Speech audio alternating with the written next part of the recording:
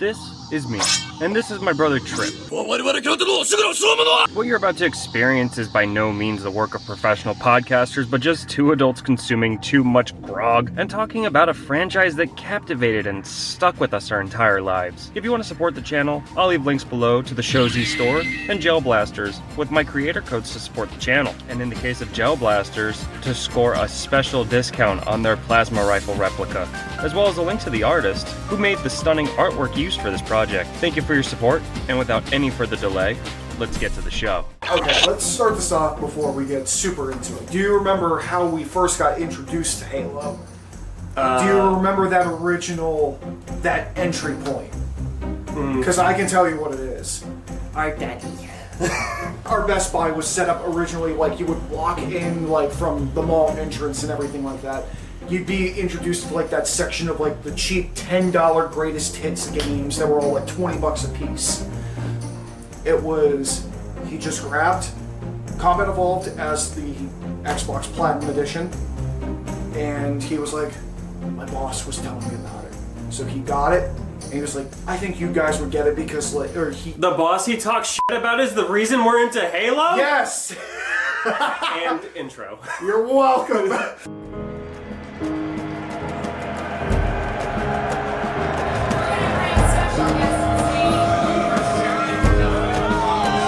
Campaign prepares an amazing table, but multiplayer's your meal. I could eat it every damn day, forever. That was the worst throw ever. Of all time. Not my fault. Someone put a wall in my way. My name is Nick Dyer, and welcome to Halo 3.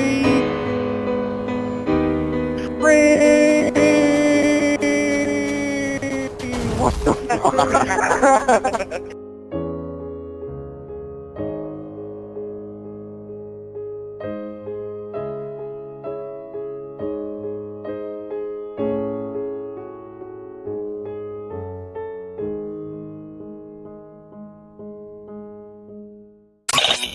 Hello everyone and welcome to Playcast. This was the original idea for the series, where it was meant to be long-formed about just talking about whatever the hell I wanted to on a daily basis. Crack that open with a bull fact that you didn't even know about. That's interesting. So let's start at the beginning. So with the original Combat Evolved, what do you like rate it on like a tier list? Like what would you call it? Like that, like S to F? With everything being hindsight and being just... You know, it was nostalgia like glasses and everything like that. rose-tinted glasses and... You know, it started everything. You have to recognize that.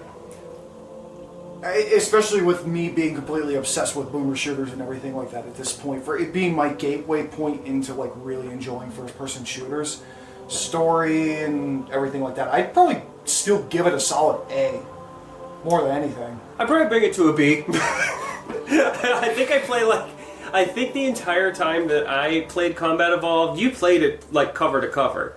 Especially the original run of it. You played more of I played like the first 3 levels and then gave up. Well, you also you sucked the dick of the remaster more than anything. Yeah, I was into Combat Evolved Remastered or Anniversary, whatever that was when that came out. But that's later. That's later. Oh yeah. We'll talk about that a little later. We're talking about like at this point when we first got into Halo, it was like the 360 era was just really kicking in. We didn't have the 360 at that point. We still had our OG Xbox and everything, and we were always a generation behind. Like when the Xbox was popular, we were still on the Dreamcast and the Genesis, and then when the 360 was popular, we were still on original Xbox. I think it was... But it was like, at that point, like, there were murmurs about Finish the Fight and everything like that, with like the trailers and everything that we were seeing, but... It was by the time we played 2, Halo 3 was well on its way. I think we played one at first, and then it was like as soon as when I finished the first one, we picked up 2 because it was also again platinum hits like $20 at Best Buy or something like that. It was super cheap. Now, what would you put 2 on a tier list? I still think 2 is the best game. Like so you think solid S tier? It can't get better than this. Knowing how everybody's reception is with the fact of like, I mean, we're talking about the cliffhanger ending that pissed a lot of people off that were like people that were like 10 years older than us Like, realistically, we were not supposed to be playing the games that we were playing at that point, but, like, that's... Oh, of course not, but I mean, what kid is playing games they're supposed to be playing at their assigned age? You know, everyone's sneaking playing, like, Grand Theft Auto when they're 12 or 13. Meanwhile, we were obsessed with, like, playing Halo, Gears of War, and stuff like that at that point, so... Yeah, Gears is another one that's, like, lost to time, I think. Which we'll get into all of our opinions on that later. So let's get back to 2. Alright, so you mark 2 at an S tier. Especially because of the fact of, like, it was the time when we were just getting really into doing, like, split screen, like...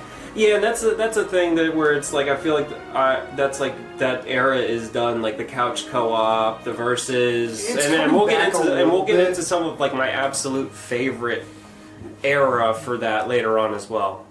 I think I would give 2 an A.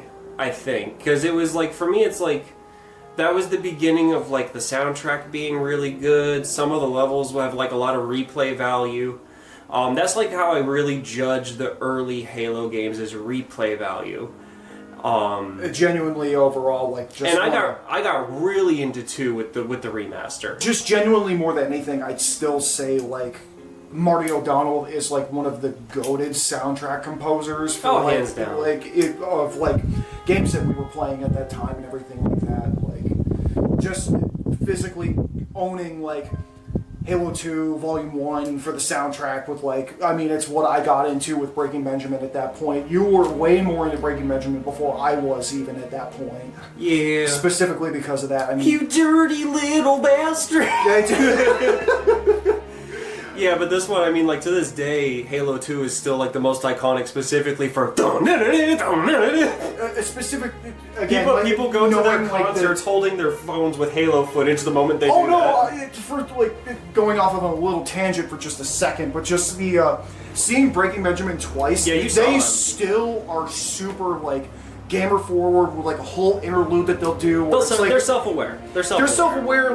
Ben is a big sucker of being a Star Wars fan. There was a whole thing where it was they cut to black and have a Game of Thrones-esque kind of setup with a bunch of lightsabers behind him doing the Vader thing with the Imperial March and making reference to a lot of just their roots and everything like that. So it was funny seeing that a couple of times. Okay, rant over. Alright, as far as 1, it was the multiplayer was kind of the background. 2 is when multiplayer started to become the foreground of what Halo was going for. I for one will always love the campaigns more than anything. I'm a campaign first person. I love single player, I love story.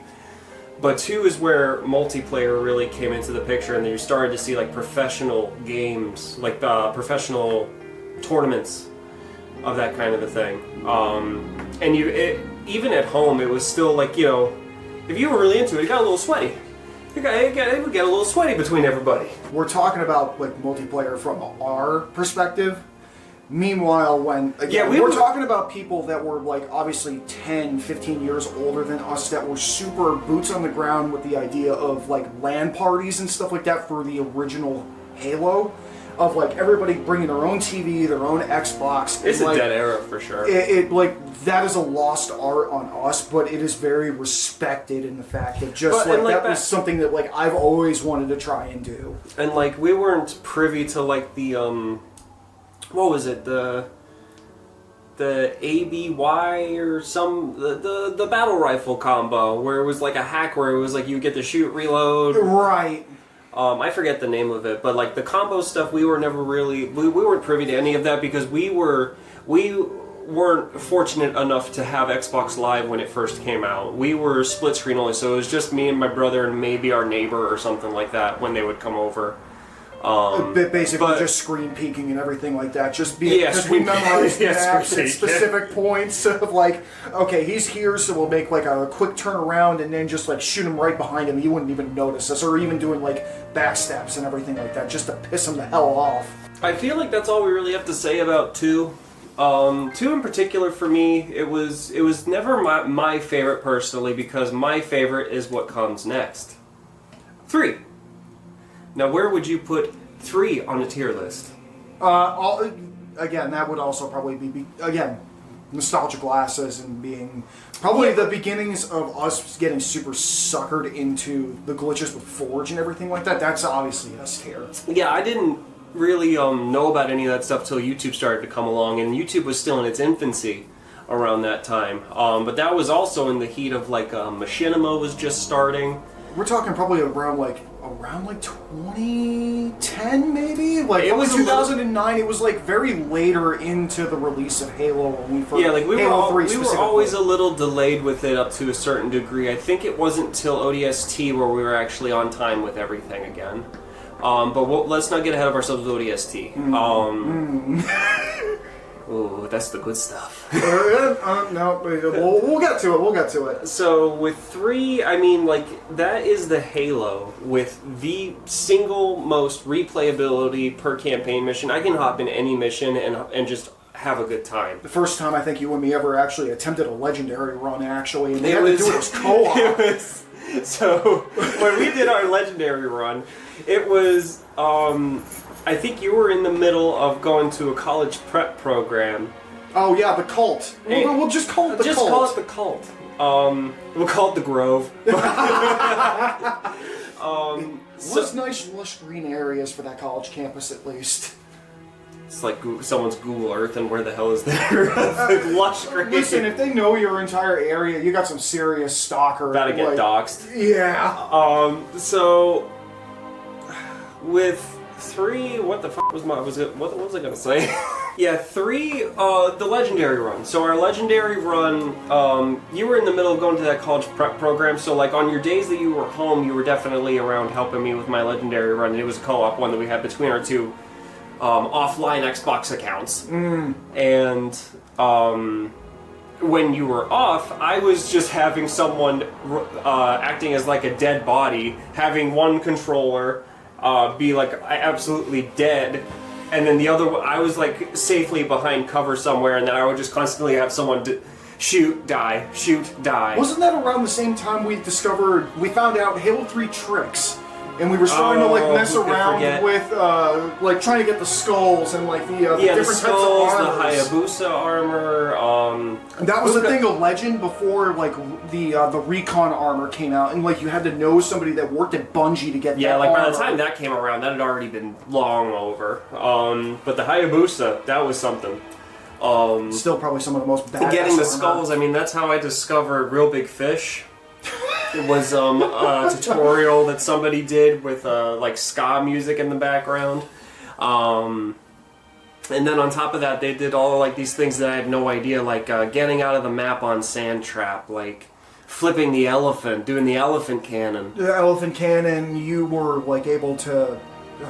What was it? Trying to make the scarab fly and things like that. Now it's like Sand Trap. See, now it's like. I'll get into this a little bit more later. I think I'll just, like, when we get to it, I think I'll just talk about MCC as a whole. But it was, like, back then, there was just such, like, a mystery. Like, it seemed like anything could be done if you, like, tried to find some kind of loophole. It was, like, games, back then in particular, games weren't as perfectly polished. It wasn't, like, kill zones. Where the developers didn't want you to go, saying like, oh, you got 10 seconds to get back to the mission or you're gonna fucking die. It was kind of just like, you know, use the mechanics that they gave you, and that's like a big thing that I love about Halo is it's at least in its early days, the sandbox mentality of just like picking up anything and making it work. Back then, like, I forgot to mention this with Halo 2, but dual wielding became a thing, and I don't know what game developers are doing nowadays where they're not including dual wielding in anything anymore. Because it was such an amazing, fun mechanic. You could do just the. And you could do like any punch. combos. Like it was like you could be strategic with it, like a plasma pistol that take down shields and then headshot with a pistol after. It's just like there was some thought you could put into it. Or and just now be it's a just complete idiot and just do spray and play. And now with new games, it's just shoot, thing, kill. It's just like it's so mindless now, and I think Halo 3 is where that kind of creative freedom peaked, in combination with all the replayability, and it was also kind of like a time capsule because it was like that's Halo 3. It was like I got on like Amazon one day and I looked up Halo movies or something like that, or Halo DVDs, and then up popped up came like Red versus Blue Revelations or something, or Reconstruction. I think Reconstruction. That's probably the one. The Reconstruction, I think, was technically... That was the first one with the meta. Yeah, it was jeez, the way that they labeled that. I think it was technically season 6 was yeah, it was the first one. It was Reconstruction. the first one they did with Halo 3, and to this day, I still love that one with all my heart. Like they went on to do like all sorts of fancy CG animations. Don't get me wrong, some of them were really cool, but it was just It was like, the first time they did something was, CGI and everything There like was, that. it had that. I feel like that particular one captured the spirit of Halo 3. That kind of open-minded creativity, that sandbox feel. Like you could just make do with what's in front of you. It also lived up to the idea of like when we would like actually fart around in some of those like multiplayer maps and everything like And that. Like that- trying the bouncing around action that we had in our minds. Like that was the best way of like having representation of like us actually just messing around with that kind of stuff. Because obviously you're doing those the stiff animations and everything like that with just bouncing around. Yeah, and I remember figuring out how they got to do that, like pressing like A, X, and B and like pressing like the down arrow to like shift your gun down or something. So like do like the head for bobbing that. animation that Red vs. Blue and all that was known for, which rest in peace, Monty. We still miss you. And it's like something that is a little subtle that I never mentioned about my channel is like the way that I like animate myself, kind of like how I do the voiceovers, and then I'll sync it up to like bobbing my head or whatever. It is heavily inspired by Red vs. Blue. Like this series, little side. It's a little bit of a side tangent we're on right now, but that series in particular really did inspire those like 3 me as a creator. Those 3 seasons of Red vs. Blue specifically were like a big thing that like inspired us. Like even our sense of humor and stuff like that. Like, just pure stupidity. I forget what it was. There were some machinimas back then too. It was I don't remember what they were called, like the pineapple coconut. that was Halo 3 Tricks. That was like one of the Was it? That was one of like the hour-long special videos that they did. I can't remember the name of it, but it was Where it was like Dippy and Doodah. coconut, looky. It made some very poorly timed jokes. Yeah, I'm sure there was like plenty of things that were said back then that did not age well. Oh yeah. But that's old YouTube for you. It's a time capsule. Those are like the days that of like. raunchiness is still missed. Well, then at it was some probably like a points. little bit of like. Yeah, that was like pre-Filthy Frank and all of them. Oh wasn't it? yeah, no, we're By a talking. long If shot. I remember right, like Halo 3 Tricks was around the time, like when This is Halo like- 3 was still coming out, like still big. So like we're talking like older YouTube than what we're used to, around like probably 2008, 2009. No. This is like before the stupid like this is Sparta meme compilations that we would watch and things like that. It was right back in around the day. Neon Cat though. It was Yeah, right around Neon Cat. So again, like probably around like It was like all those memes. It was like I don't ever remember them being funny, but we were still just hypnotized.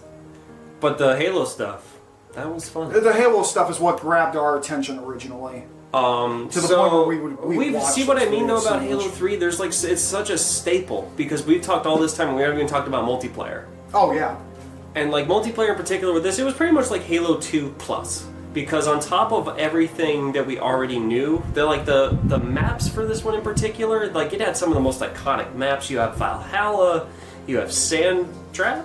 Sandbox, I can't remember 100%. Alright, so Halo 3 introduced Forge. I believe it was the first one that pioneered that. That was like making your own maps, customizing spawns, all that fun stuff. And Adding extra really stupid things like a couple of extra vehicles here and there. I think there was like stupid things like the golf clubs, golf balls, some of the weapons in 3 were just fantastic as well. Like I feel like to this day that was still the best energy sword. It was still the best, like the first introduction of the gravity hammer, and that will always be the best. If I remember right too, it added customization for like settings. So like for example, like we would play with like speeds for your player and stuff like that. Yeah, so we'd you be would like make your sipping on- character turbo across the map and like ricochet if like you hit him with the gravity hammer and just go phew, and we're blasting off again. That and you could add like extra overshields and stuff like that. So like one of the things you and me would do all the time was just like Turn on invincibility. Basically turn on invincibility and basically have like knock off lightsaber fights inside of like some of like the bigger maps. Yeah, because in that was a Halo 3. mechanic that they introduced in 2 when they first introduced the energy sword. Was like if you time it perfectly, they'll clash. It'll do a little bit of damage, but I don't believe it'll ever take your life. It will just knock your shield all the way down to the point where when you finally slip, it's a one-hit kill. And that was just like, oh my god. It's like, and that's like, I'm gonna save it. There's just so much that just makes me mad about how games are nowadays.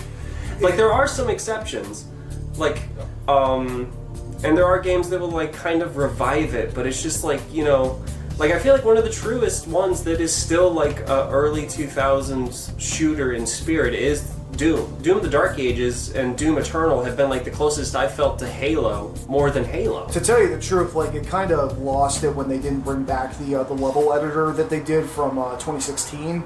See, that was more of when you were into it. You got really into that. Because I feel like we could do a separate whole video on Doom. The magic of like Forge from Halo, like it moved to Doom 2016 again, like a little bit of a I remember some custom maps in there because I never was big into like the multiplayer, but I remember seeing some like before they took it down. Or at least it's down on PlayStation, I think. Either that, or I just don't have PlayStation. I'm going to tell you this right now: I have not touched an Xbox in so long at this point. Which that's a whole nother rant that we could get into, but so all in all, I think 3 is the best that Halo ever got for me, and that for me gets an S tier. I think it's just the best. It's just the amount of memories that we have attached yeah, it's just to it's it. so iconic. I feel like we've talked about this more than any of them so far. I can tell you there's one other one that we'll have more memories towards because it's the Forge that we really dived into. But we won't get there yet. We'll get there. We'll get there. Because like with the Forge with Halo 3, it was the beginning. It was like budding. It was just like there is something here, but it needs to be flushed out a little bit more, and that did happen eventually. But so that's the end of Halo 3. So let's get into the next one. The one that a lot of people actually hated when it came out. We're talking about Halo Wars! We're not quite there yet. Halo Wars was actually surprising. It is a hidden gem. To this day, I think it is like my third favorite Halo game, I think. It's probably one of the most underrated out of the entire franchise. It got me interested into the whole strategy shooter game. Or strategy shooter genre, I think. So that was in the days of Blockbuster still. We talk about Blockbuster a lot. We love Blockbuster on this channel. And I forget the name of it. It was like Robots vs. Aliens or like some bullshit. I forget the name of it, but we rented from Blockbuster a handful of times because I was just like, man, I want more games like Halo Wars. And I remember being so pissed about, and you know, anyone in the comments can correct me on whatever the name of that game was, but I remember being so pissed because I got like the fancy collector's edition of Halo Wars and I could never use my flaming warthog code to get a skin or something. But yeah, that's like another one where it just has infinite replay value. If I remember right, too, that was a pre-order bonus or something like that, and they judged us super hard on like, why the hell are you pre-ordering this game at GameStop? It was like they judged me. I feel like me and GameStop have a very violent and bipolar relationship because every single time I went to go to GameStop to get something, they would judge whatever I bought. Like, it was like, oh, you're not gonna buy Call of Duty, you're not cool. It was one guy was like even pissed off at you because I remember. Don't wait. I know what you're thinking. So it was. I went in because we all know I love Transformers on this channel, and there was. It was that and Darksiders 2 came out, and the only reason that I wanted Darksiders 2 is because Tobuscus did a literal trailer on it. But it was like I knew for a fact that I would really like Transformers, and it was, I already knew I liked the franchise, in particular, because it was, War for Cybertron was already out, so I knew I liked the style of gameplay. I knew Peter Cullen was in it, and it was like, it felt right. It felt like a really, really faithful adaptation of the source material, so I knew I really liked the Cybertron series, and it was just when Fall of Cybertron came out. And I mean, the trailer came out. It was so hyped. I mean, and then this guy, this high school dropout, lowlife at GameStop, was like. So I went up to him. I'm like, man, I'm having a really hard time. I can't decide between Darksiders 2 or Fall for Cybertron. He's like, well, do you like Prince of Persia or do you like Gears of War? I was like, man, I like Gears of War. I'm going with Fall of Cybertron. And then I left and I was just like, la la la la la. I got my little game and my dad was like, I don't think he liked your decision. Oh no, because he kept trying to actually change your mind. He's like, I don't know, dude. Like, Prince of Persia was really good. And it's like, no shade on that game because, like, obviously neither of us have neither of us played it. But it's just the fact that, like, it was like, obviously he was really trying to insert his own opinion into that. It's just like, listen, what? You're preaching to the wrong crowd, bro. Take a seat. It was just like, that game in particular, it's like, I feel like Doom we could do a video like this on. I feel like the Fall of Cybertron games we could do a video like this on. I think it's obviously going to dictate on how your viewers look at this one. Well, yeah, this will probably get like 10 views or some shit. So getting back to Halo Wars, that was another one with like infinite replay value. The campaign was good. Don't get me wrong, it was good, but like the game really shined in skirmish. Obviously, at this point, like we're talking about, like Halo was doing like the super crazy idea to us at least of the multimedia like format where like they did like the Halo Legends and like they were that doing. That was before. It was before. Halo Wars was before. Okay.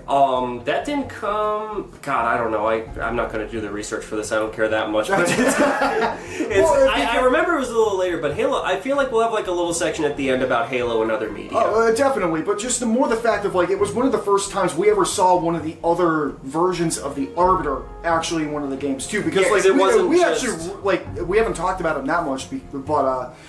Arbiter, like, as a character itself, how can we talk like, about Halo 3 and not talk about the Arbiter? Exactly. Because I didn't mention our boy Keith David, which, I mean, it was the time when we actually were introduced to him. That was our gateway drug to Keith David. Now anything he's in, it's just like, oh, obviously Arby's in it. Obviously, the Thing is my lifeblood at this point, but again, another... I forgot he was in that. It was like, the biggest one that I remember Keith David being in is, at least recently, is Nope.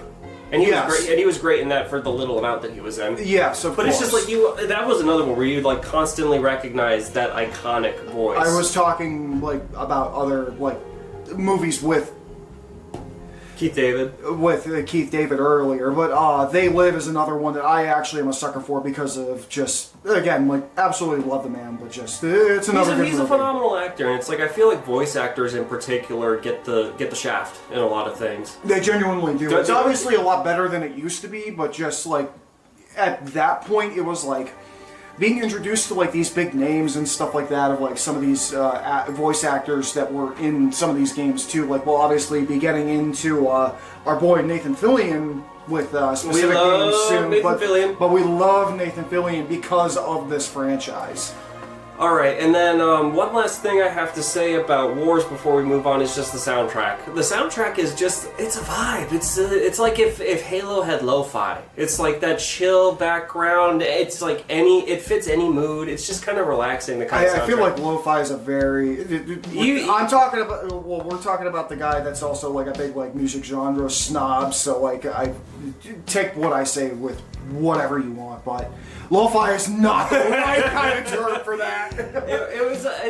I just mean it's that chill, ambient kind of just like, it's not exactly in your face. When it is in your face, it's really good. It very bombastic. It honestly rivals Marty. That one in particular. Because you can fact check me, but that's one of the few that he didn't do. I don't think he did that one. And it's just like, it feels like he did. That one felt true to the spirit. It feels like with Halo Wars, they completely changed genres and how the game played, but it felt like they tried to genuinely keep it in universe and like expand and not like a lot of games now are like derivative and they don't want like if they introduce new ideas, they're really not all that new. They're just retreading over old ground. It's the same thing with like, again, for a little bit of a rant, but just, it's like, for example, with like a lot of movies now, it's all like nostalgia baby. Yeah, it's like, there's been a lot of talk about movies in general now where anything that comes out now is either an adaptation or a sequel. Yeah. There's not really a lot of like original pieces coming out. And whatever is original, it really stands out, and if it if it is original, it kind of gets brushed under the rug. I mean, we could also say that we're very unoriginal for trying to do nostalgia baiting for this, but I mean... Yeah, but like that's what this whole channel is all about, is embracing that nostalgia and creating a safe space for everyone to come judgment-free. Kind of sharing more memories and just the enjoyment. It's like, but it's also not just memories in general, but it's just like, it's like everyone's got their passions, just come and everyone deserves a space to come and unwind. Anyway, so that's about. You were gonna say about the Arbiter. They introduced a new kind of Arbiter, so that, like it was like giving that little bit of that little bit of history, like that there was more than just Keith David's Arbiter. Right, one of the other predecessors. I honestly couldn't. I don't remember the name of the Arbiters, like the actual like Ablu guitar or like some bullshit. But. Like it shows that like the prophets go way back, and they've always been just the holy war that they've always been trying to fight. The what they call Mickey 17, the company. For the company. And just the story in general for Halo Wars was really good. The first one. But it was like, for me, it was Skirmish, the offline multiplayer, that like it like really shined. Super replayable and just replayable, and everything was like very highly customizable. Still disappointed that you could never really play the Flood in that game, and it was just. But wait, a little side rant. Side rant, brother. You need to get a PC. So Halo Wars. This isn't going to go into the MCC rant, but because Halo Wars isn't a part of it, but if you do get Halo Wars on PC, you can play as the Flood. Because there was an unfinished faction that you were supposed to be able to play as. And there's like full units, you get those little pus sacks for bases. Sounds like almost like this game was rushed to like try and meet a deadline at some point. Because even back then, everyone was just concerned about deadlines and money. Anyways, now we move to one of the most iconic, underrated gems of Halo. Halo 3 ODST. Now that one in particular, it's just such a vibe. Marty O'Donnell with the soundtrack, it can't be talked about at all without mentioning the soundtrack. That smooth jazz. I would like to cut you off before. I would like to cut you off before anything else, because when this game came out. Good luck cutting me off, because this soundtrack is fantastic. When this game came out, we were one of the few that was already super knee-deep into just Halo as a whole. We absolutely love this franchise. We'll still die on this hill that, like... Well, in Halo 3 ODST in particular, it was like the beginning of just, like, we were just starting to get ahead of everything. Like, we were always behind with Halo, and with this, it was like, you were subscribed to Game Informer from GameStop, and I remember reading about ODST in the middle of a Red Robin. Yeah. Just like flipping through the pages with like a little demo disc. Like that's when they had like demo discs inside. Still miss that kind of era. But when this game came out, there were so many people that were so pissed off that like it was reusing the same engine as Halo 3. They couldn't justify the full $60 retail price. It was a glorified for the game. DLC. It was a glorified DLC, and don't get me wrong, the fact that you also got that second disc that was all the extra multiplayer maps that were separately sold DLC for Halo 3 was mind-boggling, because some of those maps we also have a lot of fond memories of. Yeah, because that was the one where like that multiplayer disc was when they really went ham on Forge. And there was like a whole bunch of like big open maps. I can't remember the name of it, but it was like the sand map with the grid on the floor. But I did not mean to cut you off. Obviously, I just wanted to get that out of the way. I forget. Continue with the soundtrack. Marty O'Donnell soundtrack. It brought a new flavor to Halo. It's a flavor that is like it really could be expanded upon, but they just choose not to for whatever reason. Like other companies. Well, no, I don't think, as far as the soundtrack goes, other companies didn't really get into it, but like as far as like the vibe of ODST, like the closest thing is Helldivers. Because of the DLC that it's just and like everything. I feel like Helldivers happened because like they couldn't get the license to ODST. No. Like, Helldivers obviously was it's inspired by Starship Troopers and whatnot. Obviously, like you do have the same idea of like the ODST troopers shooting down and everything like that, but just... So, the soundtrack in general just like breathed some new life into the whole thing. I guess the vibe of ODST was noir. Oh, of course it was. And you were like trying to like piece together what happened to your crew, and basically I feel like the structure of how the campaign was done is just like what's the term for it? An anthology, I guess. I would call it an anthology. Basically, it's like one of the first times we ever saw a story similar to like disjointed, out of like sync and everything like that, to like put the pieces together. Like the first thing that comes to mind is like Pulp Fiction, where it's like everything's told out of place and everything like that. Yeah, and it was just like, in particular, I mean, like, don't get me wrong, the bombastic action piece missions were fun, but the most fun I had was getting lost in the streets of New Mombasa. Just in the aftermath of all the damage and like everything, the rain coming down. Well, with just, ODST in particular, that's when I became like a hoodlum with the 360. Like, that was when I got up in the middle of the night. It was like I had headphones on. It was dark, and you were just like completely immersed into the streets.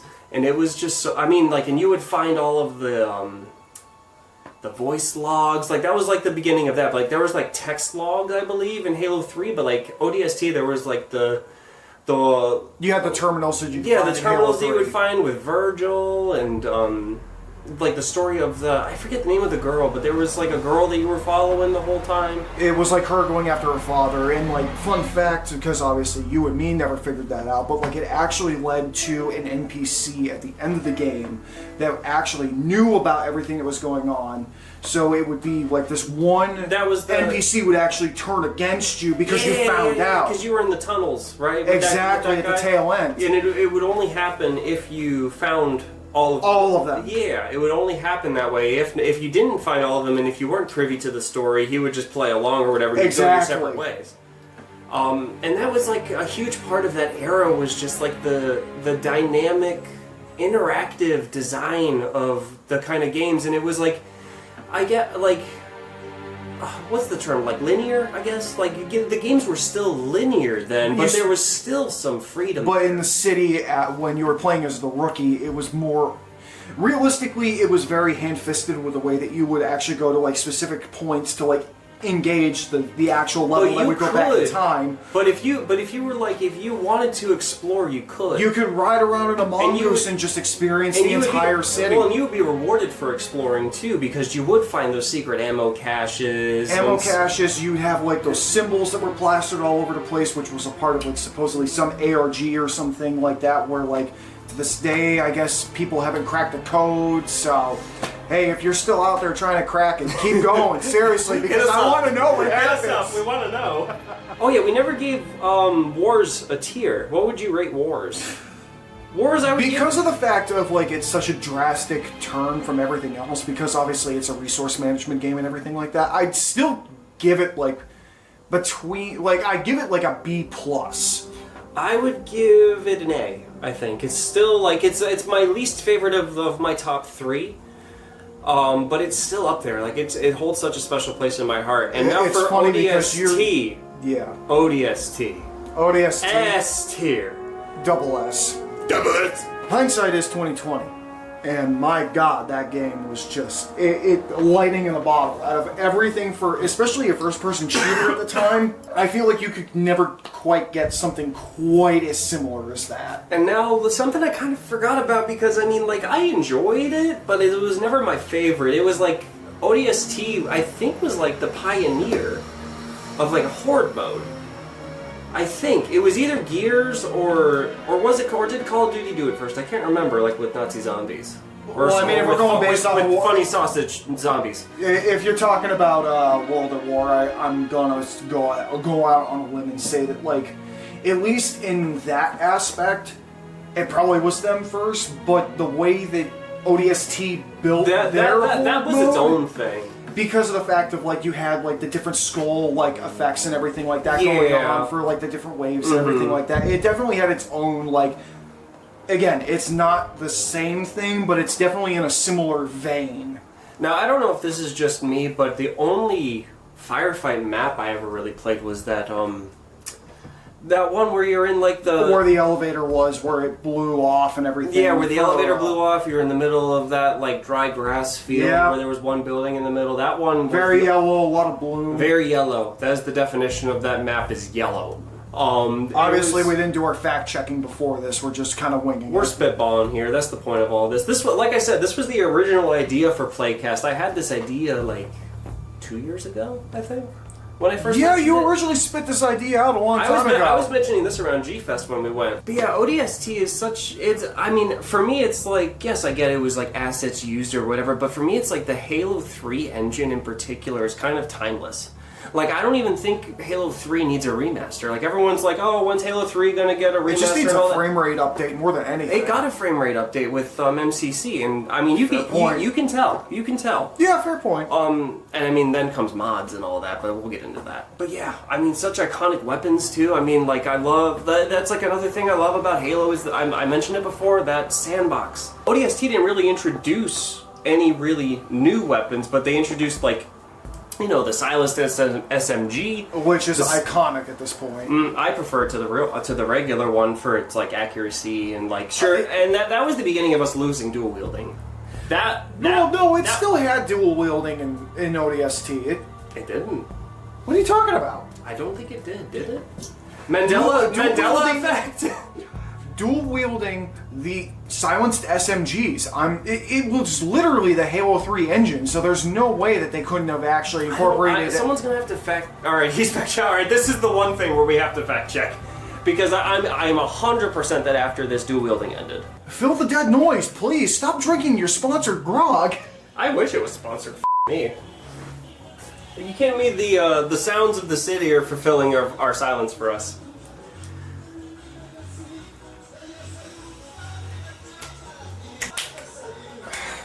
Wait. I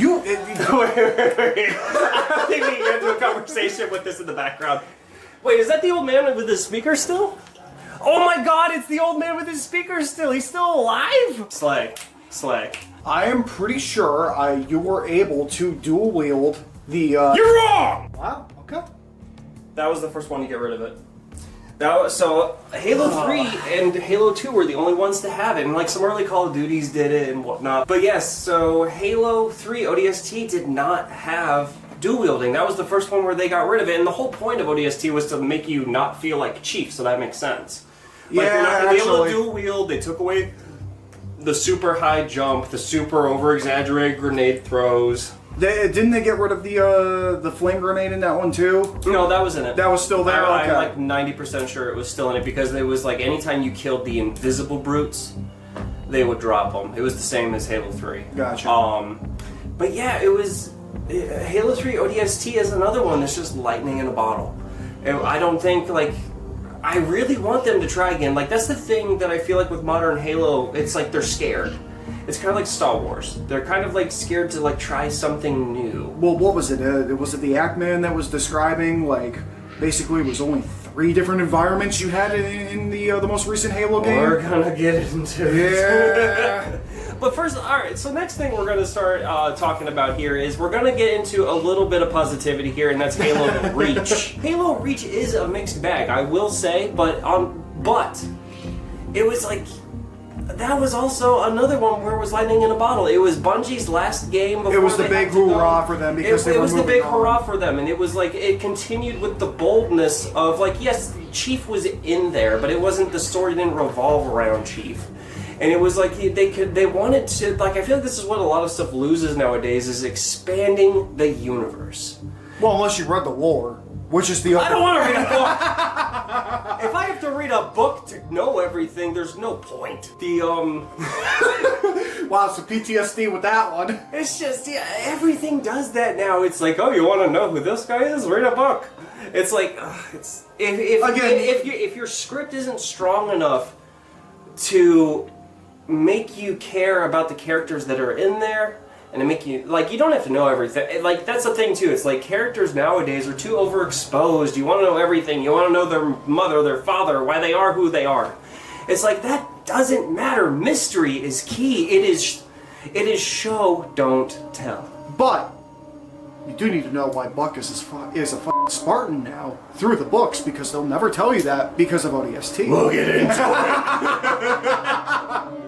Which again, that was one of the things we didn't talk about either. Was just like the characters and the nuance of how like different each of the playable characters were in ODST. Yeah, it was like one of each the of them- first things that like you didn't experience in any other Halo game. Besides, I guess I'd say Halo Wars, because of the fact of like you did get to see some new characters that you never saw. Yeah, before. you get to see some new ones, but with this, like, you got to like play like I don't know, the cast of aliens or something like that. It was just like, you know, you got your stereotypical tough guy, you got the stereotypical comic, you got the quiet sniper, you got the wise leader, and then you got the silent, awkward school shooter kid, new guy.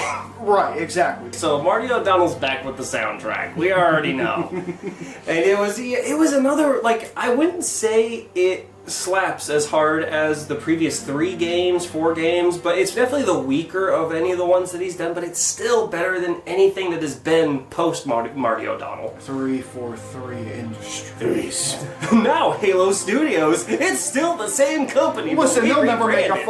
game again with that goddamn buyout. Anyways. We'll get to it. Halo Reach was another one. It was like the biggest thing that sticks out when I think Halo Reach is those Vidocs, where it was like, the campaign sets a beautiful table, but multiplayer is your meal.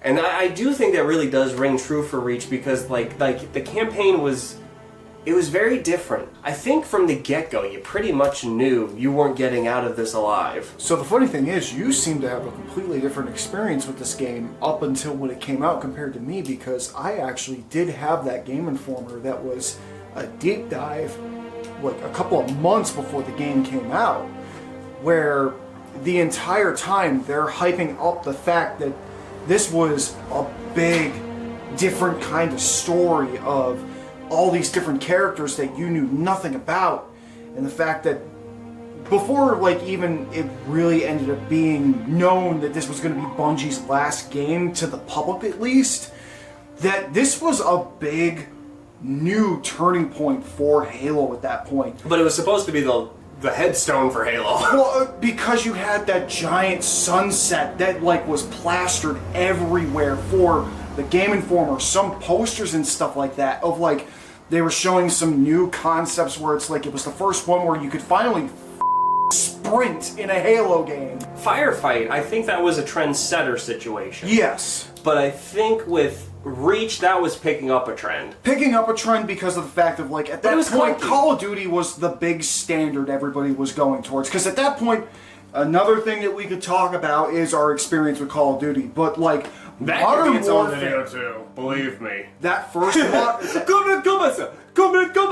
Why are we using potatoes instead of real grenades? But when that first Modern Warfare came out, that was a turning point for a lot of first-person shooters.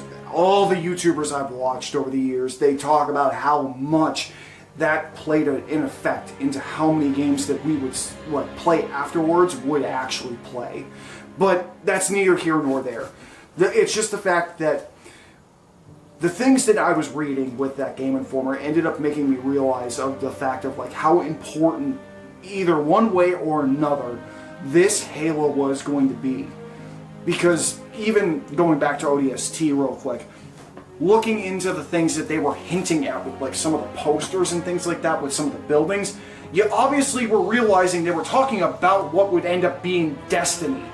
Yeah, because by then they were like full swing into developing that, and you got way more into that than I did. Listen, that ended up being a very bitter story. And I can... Well, what if they've resorted to being a mobile game now? No, where the hell did you hear that? They're a mobile game now. The new Destiny is a mobile game.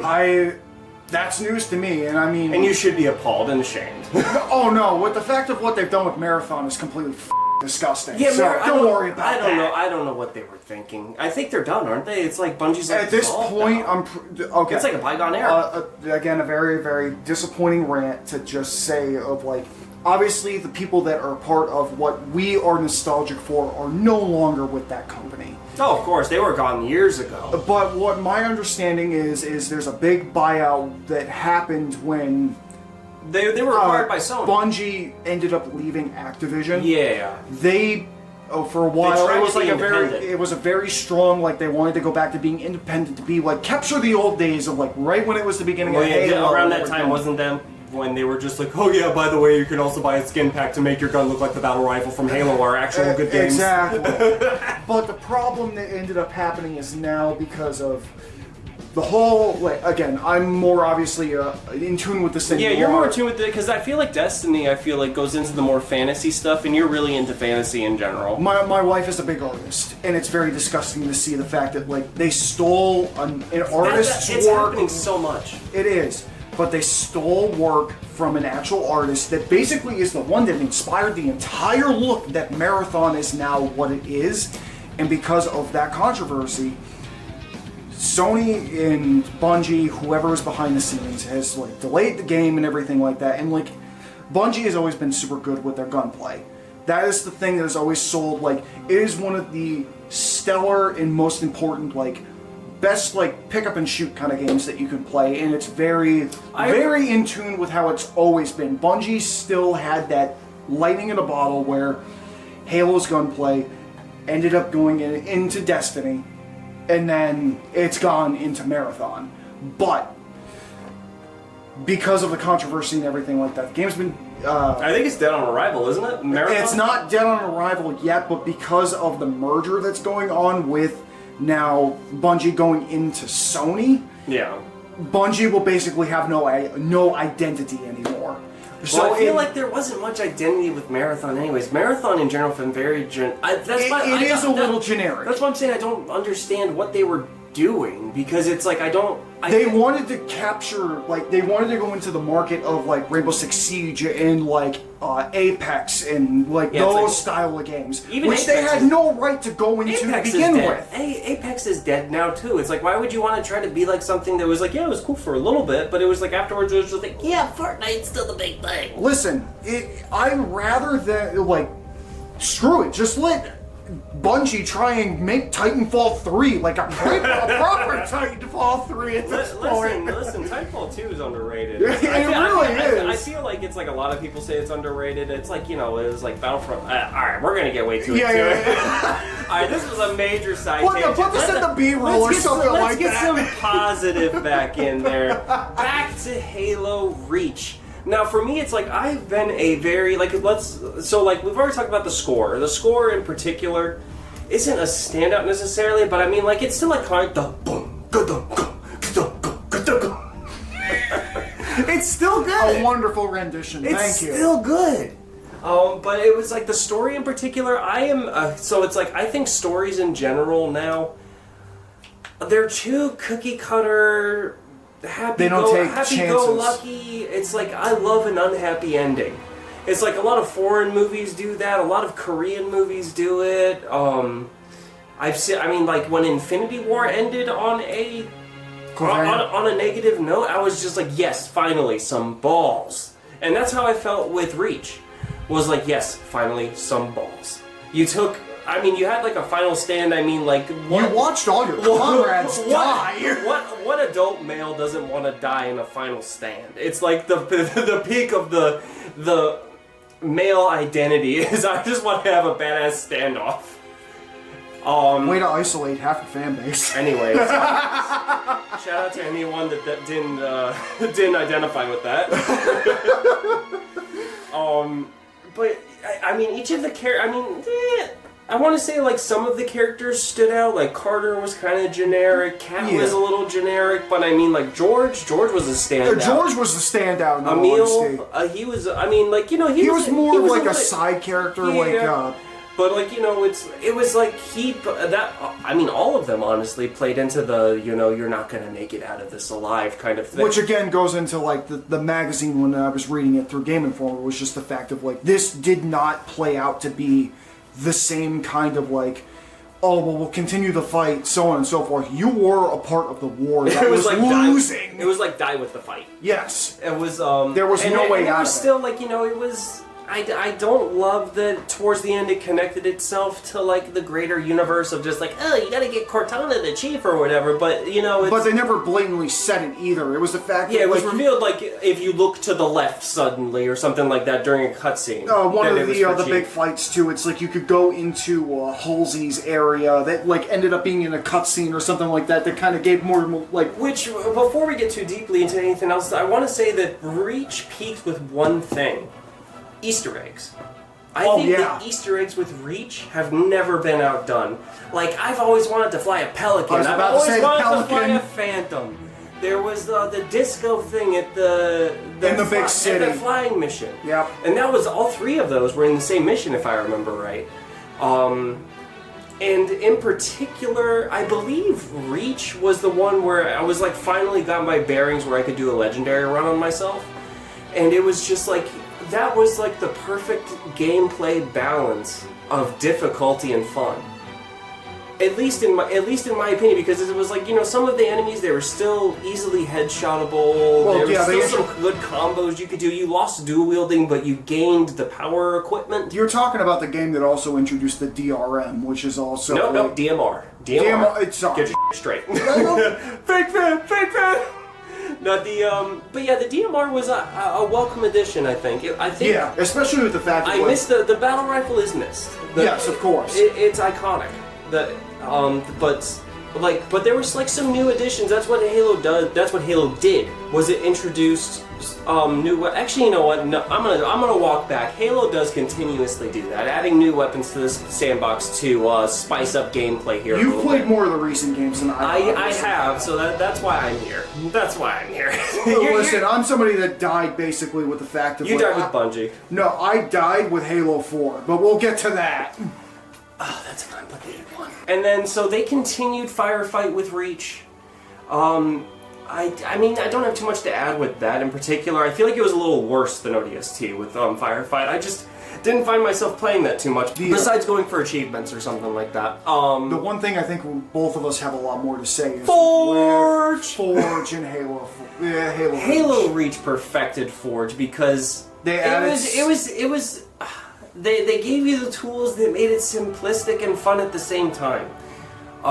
They gave such a massive map too. Yeah, it was like, I believe my creme de la creme was making stunt maps for our friends to come over and play. That was the highlight. We'd have people from like high school come over, and it's like we do 4-player split screen with like some maps that like obviously yours truly would make, and then there were a couple that I would actually make too, where it was like there were a couple of like battlefields that we'd make, like we even got to the point on like that little, so like Forge World was like the biggest, best canvas that Halo has ever given anybody. Of course. And it was like that flying hangar would make for a great jumping point for ramps. You know, you place a kill ball or whatever in the middle there. Obviously, you give a little loop-de-loop, a couple man cannons. Even playing like things online, like you'd obviously have like giant slopes that would like spit out like all the vehicles that you have to like get up to get to the wind zone. I never got to experience that till MCC. That was a lot of fun. It was back then. We still, it was up to Halo Reach, and we still weren't part of like Halo, Xbox Live. I actually had a little bit more experience with. You probably got like a bunch of free trial stuff or something like that. No, at that point, our father actually was willing to like get us the. That's when for Christmas one year, I ended up getting the combo pack where it was like you'd get like the year-long subscription to Xbox Live. You get the really single headphone with a microphone. Along with, I also asked for that really nice keypad that you could get for like chatting and doing like the messages and everything like that. Yeah, I remember that. But like.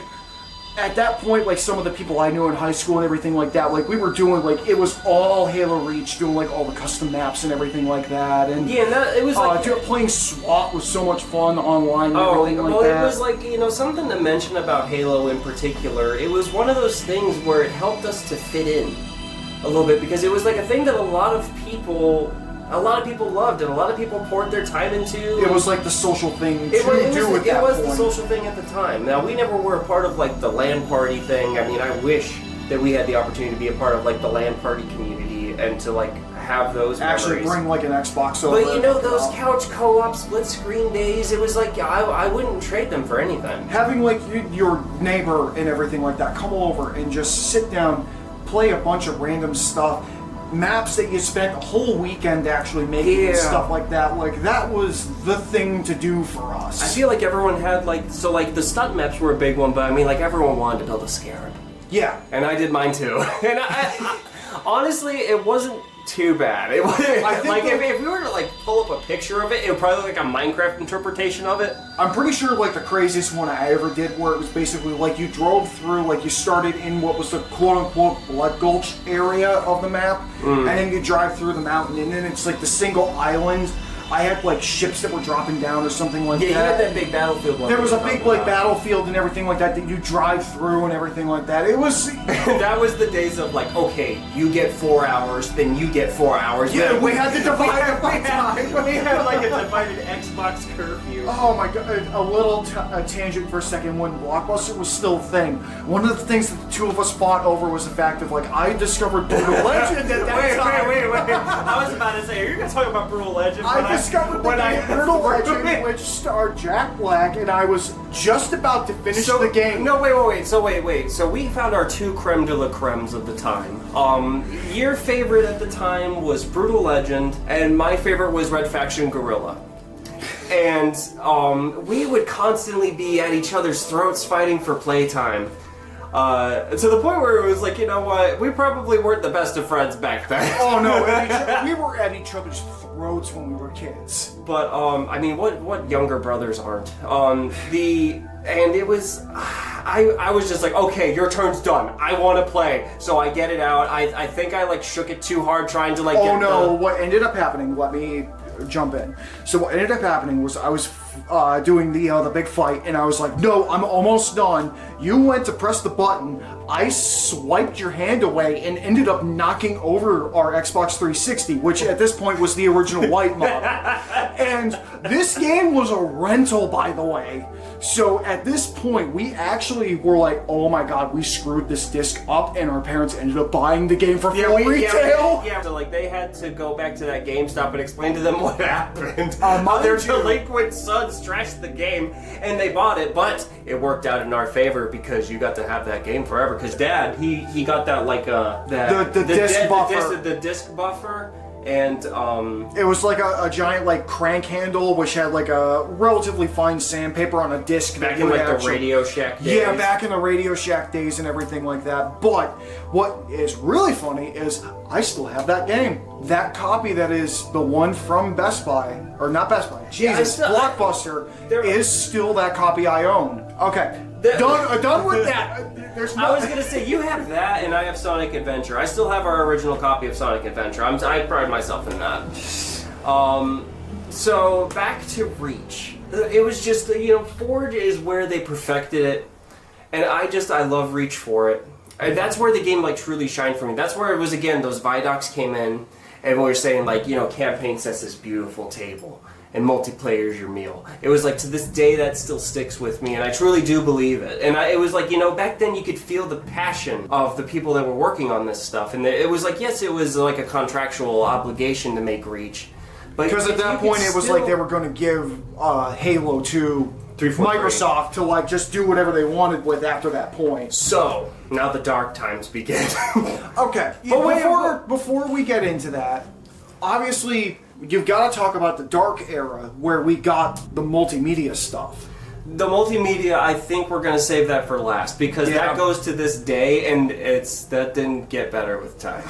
There's a couple of things here and there. One thing I still defend about some of that multimedia stuff. I know what you. I think you know what I'm talking about. I know the one that you like, but let's get into the biggest mixed bag: Halo 4. Garbage. Now, there was a long, unsure time if we would ever get anything ever again from Halo, but then we got this trailer, and it showed a radical redesign. It was like... There was talks about Forerunners and like the... Talks of Forerunners, which were exciting because back then... They were legends The designs were really great. There was like a great aesthetic to them, and there was a lot of mystery, but it's like, that's where I like to like re-emphasize something I said, where it's just like, just mystery is good. You don't need to know everything. Well, again, unless you it's like, do you really want to know where the flood came from? Is that really going to change how you see the flood? I would like to give just a little bit of context, though. We're talking about two people sitting right in front of each other right now that never really read the books, because the books were their own thing. and they definitely explained a lot more of the world. Because again, that was the thing that you did at the time. Well, there was a Reach book before Reach. Yeah, the Fall of Reach. I had it, and it was more like they didn't. If I remember right, and obviously everybody can correct me, but they obviously didn't have the same like identity as the characters did in Reach, the game. It was a lot more focused on John Halo being indoctrinated into the UNSC. And the fact of like the connection with Halsey and everything. And that's like again the point I'm emphasizing of mystery is key because that's how you. It didn't need to be all there. Because you don't need to like know the whole thing is like Chief is supposed to have some mystery to him, and he's also just supposed to be a blank slate for the player. Well, that's why he was voiceless for the most part. Besides like the couple of interjections by like. Oh, how could we go all this time without mentioning the voice actor? Oh, what a fantastic voice he has! The Chief has a silky smooth. Again, the same thing as our boy Keith David. Yes, it's fantastic voice actor. It's hugely underrated. I mean, I don't know if he's gotten much work outside of Halo. Unfortunately, it's one of the things. Steve Downes, right? Yes, if I remember right. Unfortunately, it's one of those things where it's like you are known for one major thing, and unfortunately, you get typecasted for it. And so, like, with 4, 4 has a special place in my heart, but it also is a huge disappointment. The main thing it holds a special place, that was my first midnight release. And I remember being out, it was cold as hell. They were letting you play the game early, multiplayer. Something I could go into more detail with, like, my experience with Doom, but go ahead. It was just like, that's just such a bygone era, the time of the midnight release. The last one I did was Death Stranding. And that one, it was like, it was cool, but it was like, it was nothing like it was. I'm pretty sure one of the times you went with me for a midnight release and you won a free Star Wars Monopoly. No, we went together for Star Wars Battlefront. That's what it was. The first one. Not the first not one. The Golden first Age EA one. Not the Golden Age, but the terrible EA games. No, they're not as bad as you think they are. Well, the fact of like the peak has come back with 2 in the fan base and yada yada yada. And one still has a special place too in my heart. But anyways, it's just like, the art of physical media is going away, and with physical media going away, the art of the midnight release goes away, and there's just like such great sense of community. It's the same thing as going into like a convention of like you're there with the same people that are very like-minded as you, so you're able to. And you would like run into people and like make new friends and just like see some of your other friends there too that you already knew. And you get out of your comfort zone. It's new, it's exciting. And I feel like the way that the world is going with video games in general is just like I'm not thrilled with the way that it's going because we lose that sense of community. Well, that's why you focus on indie games, which is very much what I'm into. Yes, you love the indie scene, and I do too to a certain extent. But you're really into the indie scene. Well, that, and then again, I told you obviously this off screen, but just the fact of like I'm a super big sucker for the Metroidvania type stuff. So, shout out to Silksong finally coming out.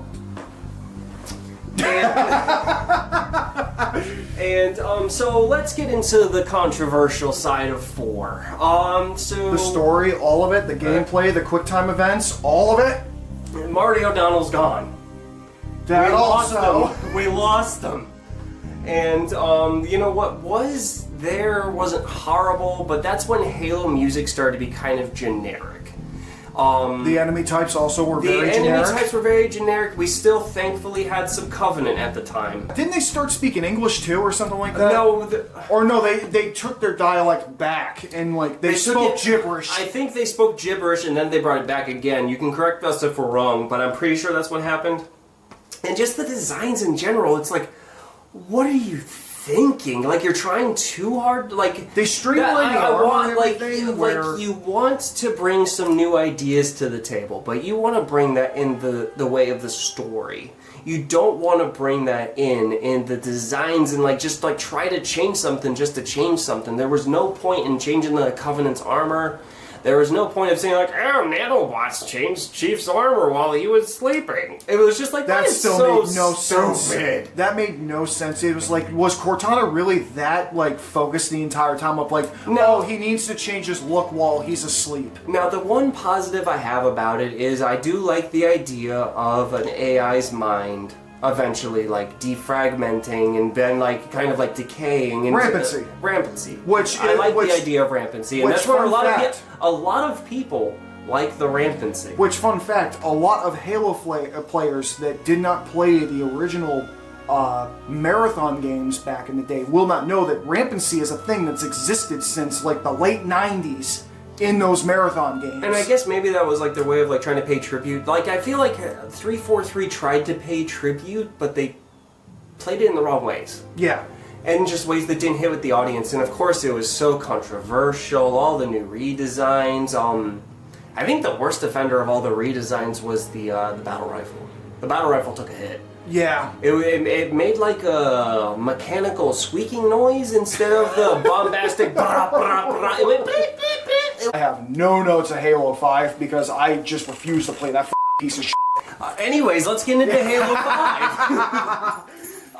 So Halo 5 subtitle Guardians, another very controversial one to say the least. Now I remember being very excited at first because The trailers made it look yeah, really promotion good. was good. That was back when promotions for media was very good.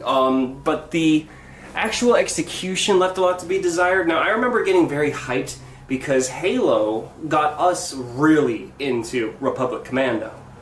And Republic What are you Commando. talking about? Republic Commando, we played years before Halo 5. No, well, I'm saying No, yes, okay. before Halo 5. I'm saying Halo and Halo We're talking 2. about when you still were able to get demos on your stinking animation discs. There was a little bit of passion there. Halo got us into Republic Commando. And Republic Commando is a squad-based shooter, and there wasn't many like it at the time. And then, eventually, Halo 5 said it was going to take inspiration. Well, they didn't deliberately What happened to Sev? Okay. That's all. Trauma. The Unanswered questions, more like it. I would consider it trauma. I think Sev being like taken away, it was traumatic for us. That was a hell of a way for the game to end. It was Either way, go ahead. That's another. Oof, that could be its whole video. Is just talking about Republic Commando. Just the one game on its own. A masterpiece. Chef's kiss. So Halo 5 was going to take some inspiration from it. They didn't exactly say they were gonna, but they were trying to introduce some squad mechanics. And also that books. just fell flat on its face. They advertised Halo 5 as it was going to be, we're hunting for Chief. He's the antagonist or something like that. He finally went rogue. And that was true to a certain extent. They split the campaign. It was half of it was played as Chief and half of it was played as Spartan Bland. What was his name? Locke. Locke, thank was you. his name. And they introduced him. They gave him like a soft launch in an ODST movie.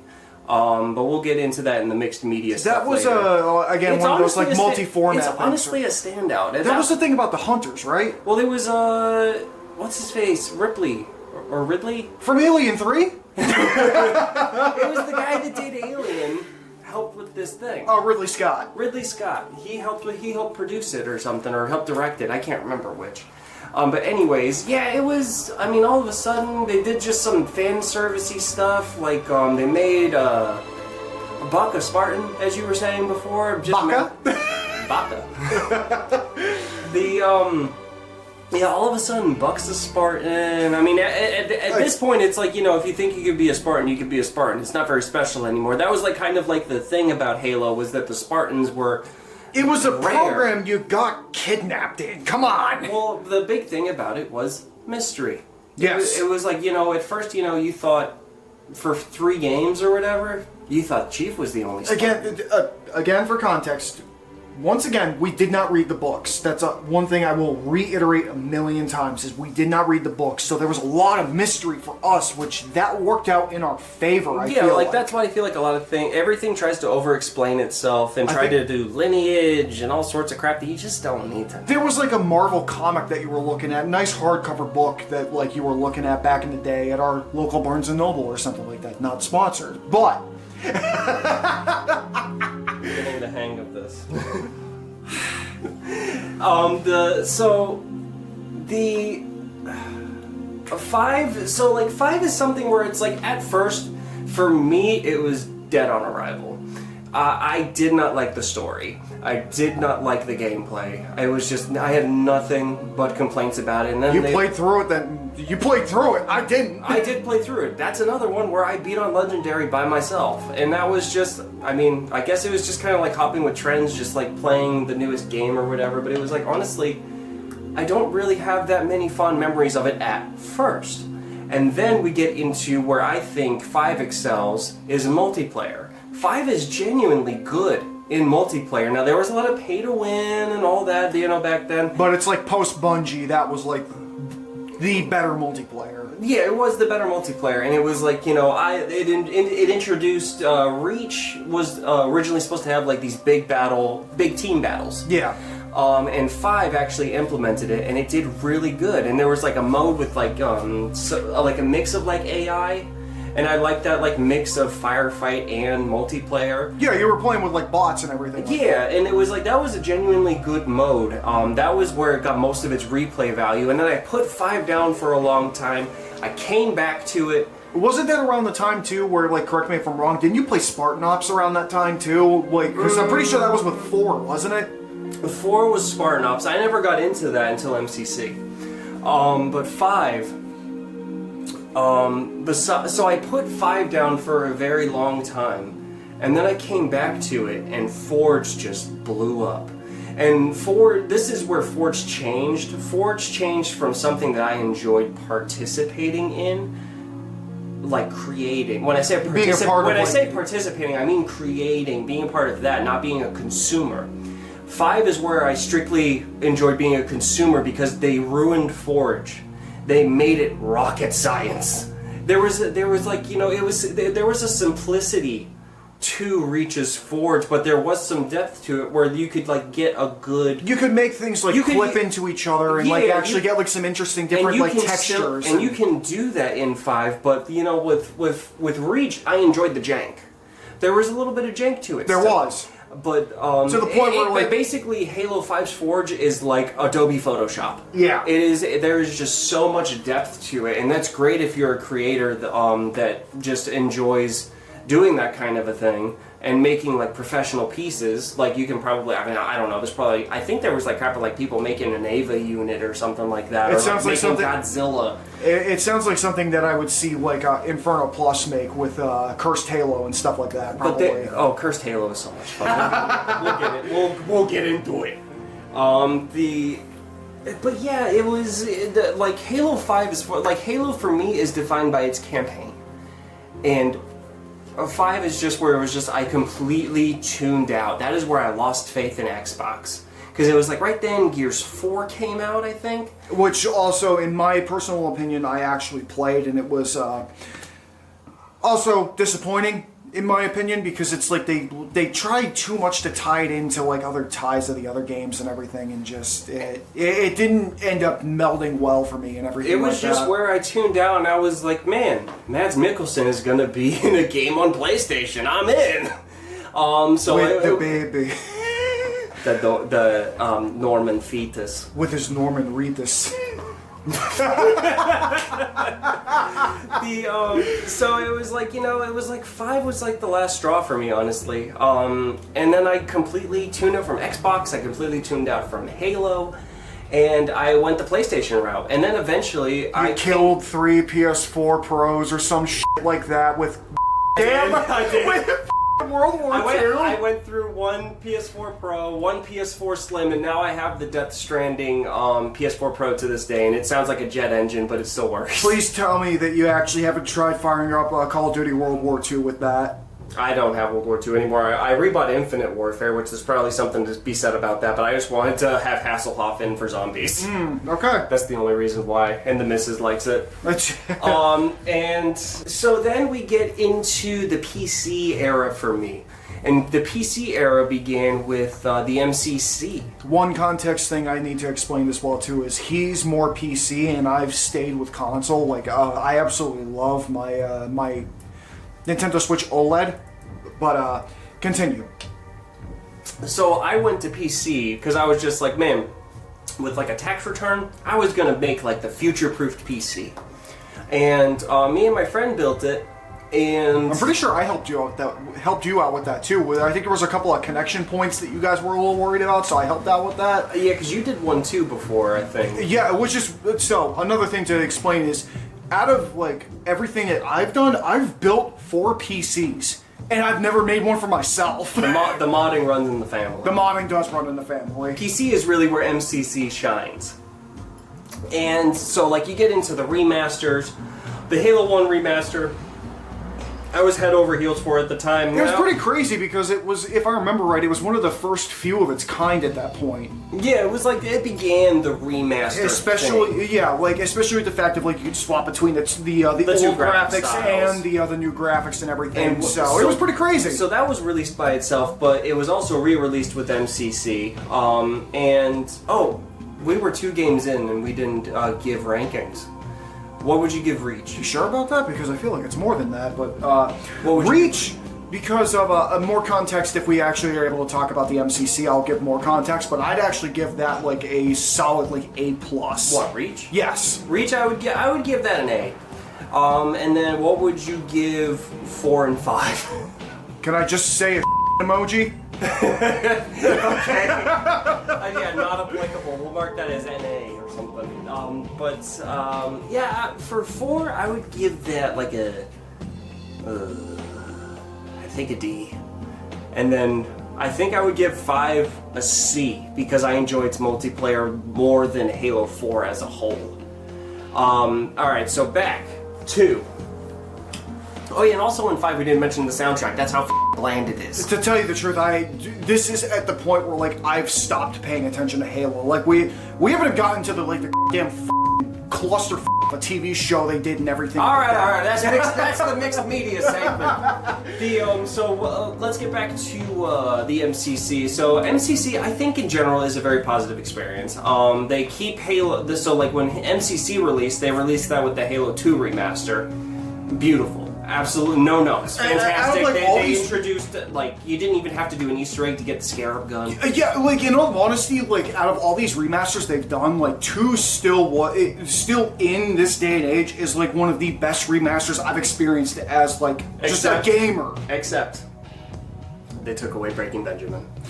That is the only complaint, but it's like, I've listened to Breaking Benjamin for like 15 years or something like that at this point. If I want to listen to it, I'll just listen to it. And like they included 3, and that's where they included all sorts of like customization options. Like there was like an MCC launch. It launched very roughly. We all know. We all remember that. But then, like when I joined the PC era, that's when things started to like go uphill. There was like a very good implementation of a season pass motto.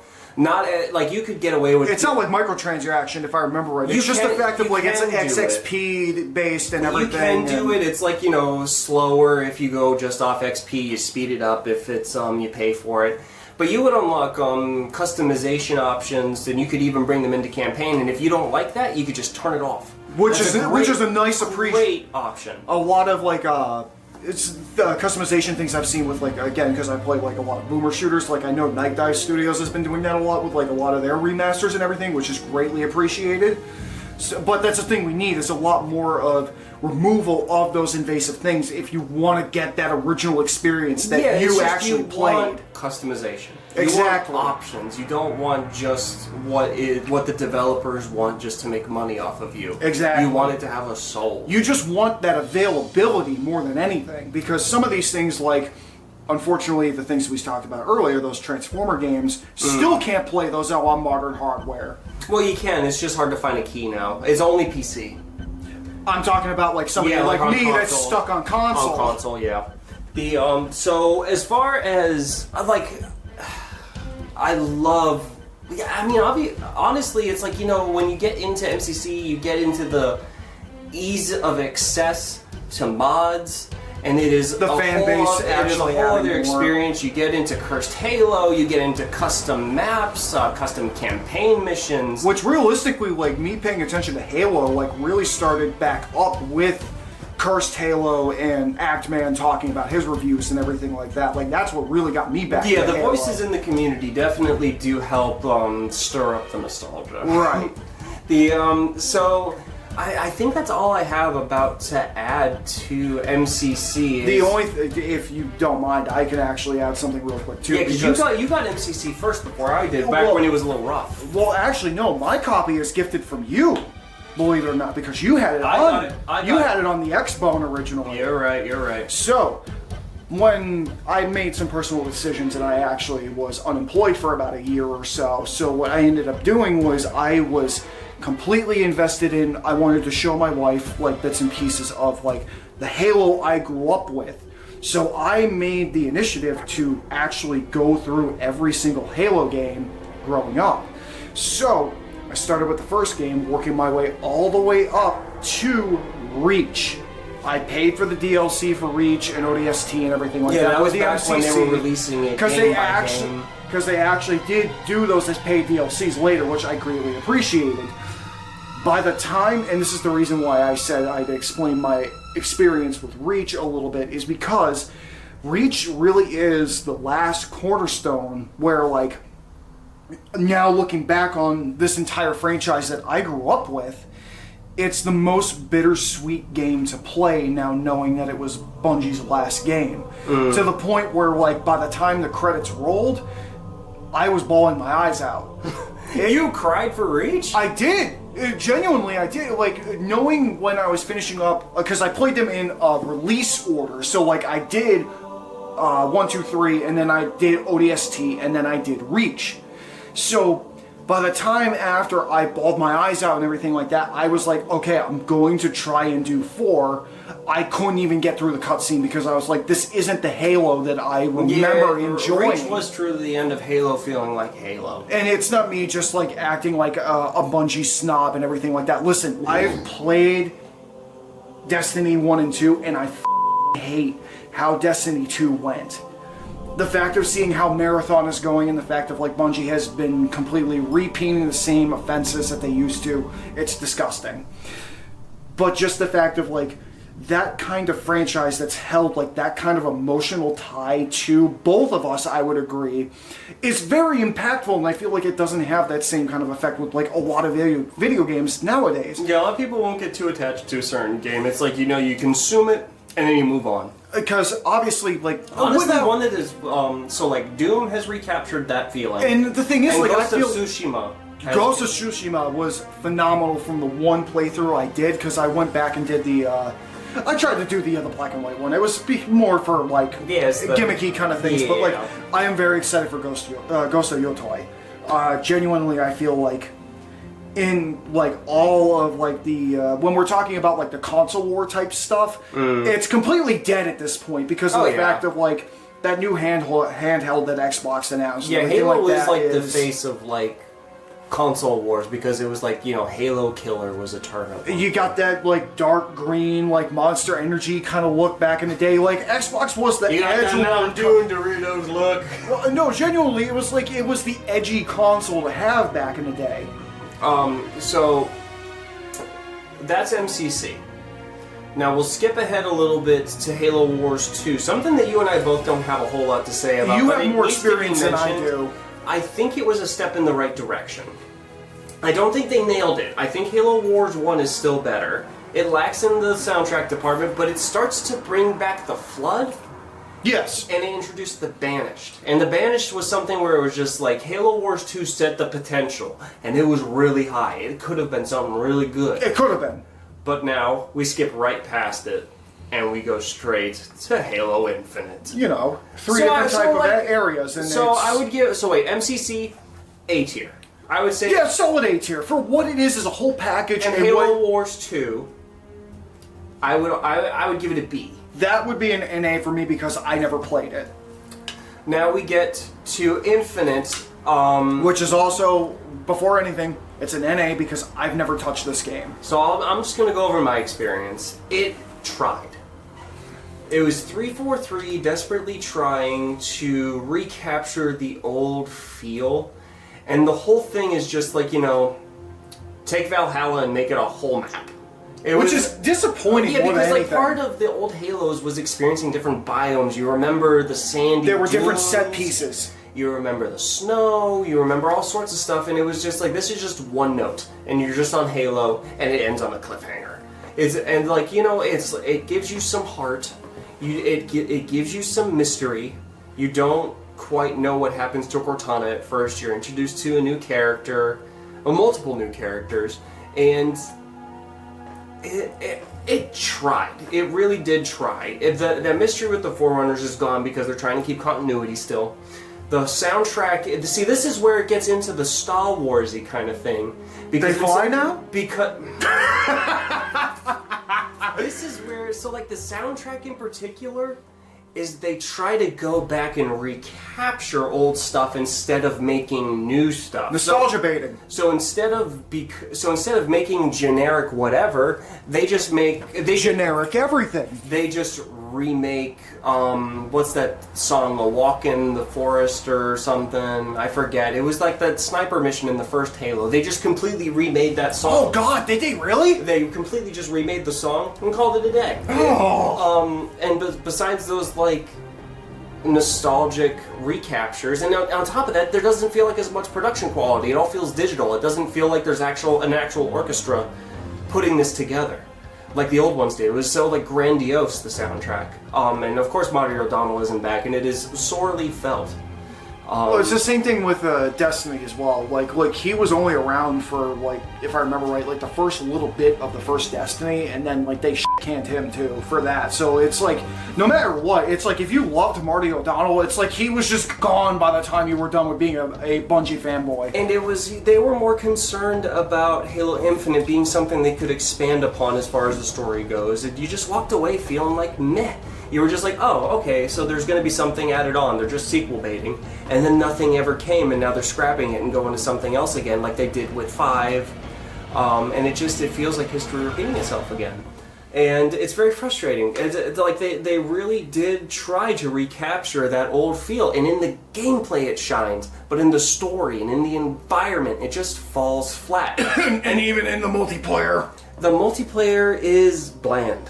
It was good, like, in that first exciting, you're playing the beta, you're going at it, you're trying the grapple, and the grapple is literally copying Doom with the meat hook, and it just felt sad. And it didn't feel like it had its identity. Infinite is like going out into a whimper. There's like rumors of new projects in the works, and I feel like the whole point of this video has been to talk about the good old days of Halo. And I feel like those days are, for me personally, I feel like those days are done, and instead of looking to Bungie or Halo Studios, we need to just look for new experiences to try to form new memories instead of trying to relive the old ones, because if I've learned anything from Halo, there is nothing but disappointment if you just don't go back and play the old ones. I would also just like to interject and just say the fact of, like, we were just talking about like Jet Set Radio and stuff like that. Mm-hmm. The company, in the context of right now, they just announced a new game for the Bomb Rush Cyberpunk style of game. Oh, there's gonna be a sequel? There's a sequel that they just announced. So, more, like, I guess, like, sequel baiting if you and me want to, like, do with this, or if you want to try and get more people on for a show like this or something like that. Possible ideas here. That sounds very economic. Again, more than anything, if the chat, the comments, the viewers would like more of this, please speak up, because there are more games that we actually would love to talk about, and I'm sure that there's more friends that your gracious host would actually like to get on for this. Alright, a brief mention of Halo and its mixed media. Starting from the beginning, I think the best it ever got... Spartan 1337. Well, I mean, if we're going to go to, like, all of those, I think Be Human was the best one. But, Be Human was a little depressing, but the fact of, like, it had, like, the mech suit and everything like that in that episode, that was actually really good. I forget, what was the name of it? Halo Legends? Yeah, Halo Legends was the full animation series where it was, like, the first 2 episodes was a complete, like, lore, like, dump, and it did, like, retcons and everything like that. Yeah, that's the best that like, Halo in movies ever got. And then we got to like Forward Unto Dawn. You defend that one to this day. No, I don't. I thought you loved Forward Unto Dawn. Oh, you kidding me? Like, I mean, the suit looked good, but the entire Everything else was bad. Yeah, exactly. I never watched The Fall of Reach. I never watched the other one that introduced Spartan Locke. See, the one that introduced Spartan Locke, I think, is an underrated gem. As like a solo piece, it isn't bad. It's probably one of the better ones. Like, it's probably just under Legends for me. I mean, if you wanted to understand the lore of the Hunters, but like that's basically Yeah, all like I the got out of it. hunt, like adding some that added mystery to the hunter worms, but it took away, but it also added, but it also just added that alien filmmaking style to a Halo thing, and I feel like it works. And then we get into the Paramount Plus show. Caca, Bad caca, Halo buns, Master Chief buns. Listen, the fact that he actually like had relationships with a POW is completely disgusting to me. That's all I have to say. Wasn't it like she? And he showed his face a million times. I know Wasn't it- 4 he- was the first game to show like a little bit of Master Chief's face, but you did not need to give Master Chief all face, no character, completely flat. It's disgusting. Well, no, it wasn't that they gave him no character. It was that they tried to give him too much again. It's just it takes away the mystery. It's supposed to be a surrogate for the audience. It's supposed to be mysterious. It's supposed to be badass. It's not supposed to be Mr. Sensitive Chief. You know, like I'm what Mr. that- Bangable Chief. You know, like what was supposed to be the Neil Blomkamp short, like proof of concept for that ODST video. Yeah, that was so good. That was weird. I feel like that is truly. If Neil Blomkamp was actually given the chances to make the full-blown Halo movie that was You're talking originally about talked that one that was all over YouTube. Yes, and everyone the- was the saying like, found "Oh, it's footage a, one." They're like saying, "Oh, it was a trailer for a Halo movie that's coming out." Never came. Yeah, if they actually gave him the chance, he would have made the best piece of video game movie media ever. That's all I have to say. Screw all the other pieces of physical media. I mean, Besides- the Mega Blocks were kind of sick. Yeah, well, I have the Xbox 360 at home, which is actually really cool. Yes, that's gonna be cool. I've seen nothing but positive things about that. And then there was like Nerf collabs and Boom. Yeah, like getting like collabs. some of the plasma rifles and stuff Yeah, like like that. there's was been some really cool merch. Like the biggest thing that I remember missing out on was I remember seeing the laser tag plasma rifle. You had those. No, I you had the plasma plasma pistols. The plasma rifle was at a KB Toys. RIP to a real one. Oh, it was. I think I've talked about it before, but KB is the real one, more so than Toys R Us. It really was like the best place to get like defunct toys that were on their way out. Well, it was like the rare stuff. It was like that was when Japan was coming in. Like you would find Dragon Ball there. You would find Godzilla, a lot soft of Godzilla. vinyls. It was the only place you could find Godzilla. Which that's another one that I know this individual would be like absolutely enthralled with talking about Godzilla between the two of us. I've talked about Godzilla quite enough. Okay, well, if they like me, they may want to know my side of the story. That's true. Leave it in the comments, everybody. Leave it in the comments, chat. Anyways, and I mean, like a thought would be like, would you guys like to see a playcast live? That is also on the table for, some point in the future. If you do want to see that, let us know. 2 helmeted Gigachads just sitting next to each other. Just shooting the shit the entire time, talking about things that were way too, old to be talking about at this point. Anyways. Nostalgia berries. Oh, I remember! Thank you all for joining us for this very special episode of Playcast. Let us know if you do like this style, and we'll be sure to bring more your way. Be sure to subscribe, and I'll see you in the next one. Anyways, the only thing that could stop us now is an outro screen. Oh my god! Oh my god!